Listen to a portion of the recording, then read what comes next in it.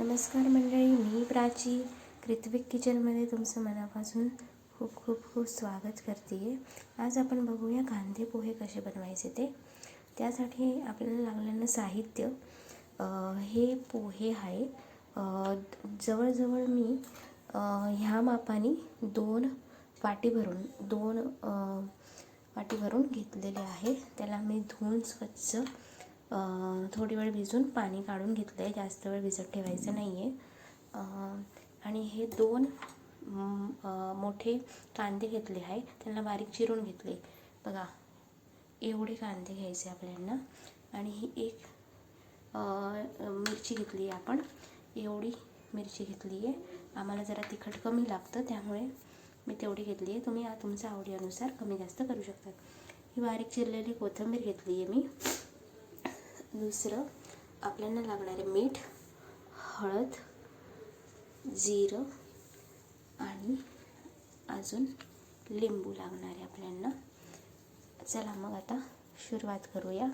आपण आधी एक कढई घेऊया, त्याला गॅसवर थोडं गरम करायला ठेवूया। आपली कढई गरम झाली आहे। आता त्यात मी 3 ते 4 चमचे तेल टाकले। तेल थोडं गरम झालं का त्यात आपण 1-2 चमचे जिरं टाकूया।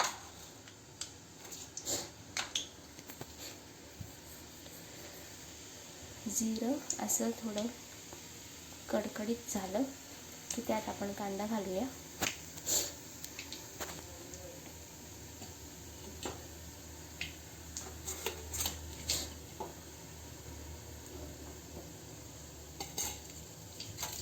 तुम्ही बघू शकता जिरं मस्त कडकडीत झालेलं आहे।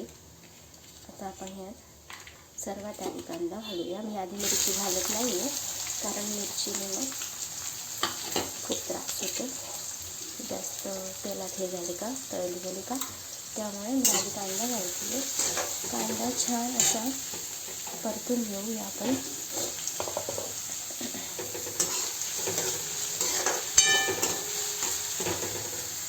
मला घाई आहे त्यामुळे मी फास्ट गॅसवर पटकन परतून घेते आहे।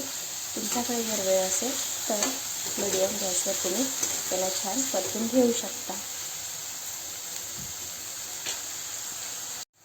कांदा छान गुलाबी झालेला आहे, म्हणजे थोडासा असा सोनेरी रंगाचा। तर आपण काय करूया, आता या ठिकाणी कांदा थोडा साईडला करून घेऊया आणि ह्यात आपण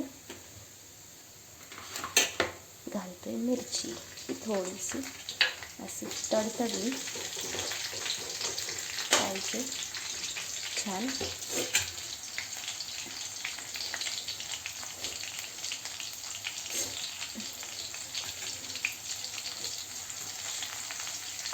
माझी लहान पोरं आहे त्यामुळे मी जरा कमी तिखट टाकलेलं आहे।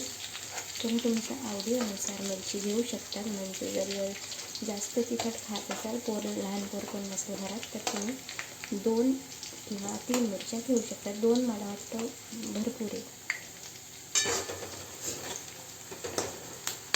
अशा प्रकारे मिरचीसुद्धा झालेली आहे। आता आपण ह्यात टाकूया चवीनुसार मीठ। एक मोठा म्हणजे ह्या मापाने हळद त्याच्यावरून त्याला थोडंसं परतून घेऊया। जास्त परतायचं नाही आहे, आपली हळद करपू शकते।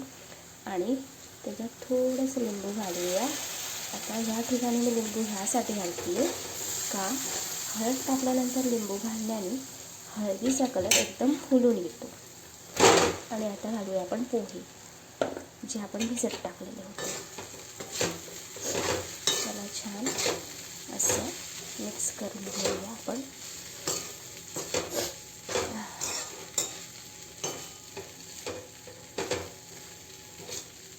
बघू शकता छान मिक्स करून झाले। आता ह्यात आपण घालतो अर्धा चमचासारखी साखर।